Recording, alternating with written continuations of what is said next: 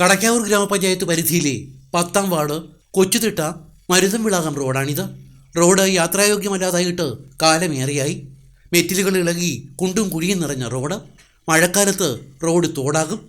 ഇതുവഴി വാഹനയാത്ര മാത്രമല്ല, കാൽനട യാത്രയും ദുഷ്കരം. ഇരുചക്ര വാഹനങ്ങൾ റോഡിലെ കുഴികളിൽ വീണുണ്ടായത് നിരവധി അപകടങ്ങൾ. ഇളകിയ മെറ്റിലുകളിൽ തട്ടി വീണ് കാൽനട യാത്രക്കാർക്കും പരിക്കേറ്റു. നിരവധി തവണ റോഡ് സഞ്ചാരയോഗ്യമാക്കണമെന്ന ആവശ്യവുമായി നാട്ടുകാർ അധികൃതരെ സമീപിച്ചിട്ടും ഇതുവരെ യാതൊരു നടപടികളും ഉണ്ടായിട്ടില്ല. തിരഞ്ഞെടുപ്പ് കാലത്ത് മാത്രമാണ് രാഷ്ട്രീയക്കാർക്കും ജനപ്രതിനിധികൾക്കുമൊക്കെ തങ്ങളോട് സ്നേഹമെന്ന് നാട്ടുകാർ പറയുന്നു. ഈ റോഡിൻ്റെ അവസ്ഥ വളരെ മോശമാണ്. ഇത് 5 വർഷത്തോളമായി ഇങ്ങനെ വലിയ ബുദ്ധിമുട്ടാണ് ഈ റോഡ് യാത്ര ചെയ്യാനായിട്ട്. എന്തായിരുന്നാലും ഇത് ചെയ്യുമ്പോഴത്തേക്ക് ഇത് കുത്തി ഇളക്കി ഇത് ഒന്നിനും മുന്നോട്ട് ചെയ്യാതെ ഇത് സമ്മതിക്കില്ല ഈ റോഡ് ടാർ ചെയ്യാനായിട്ട്.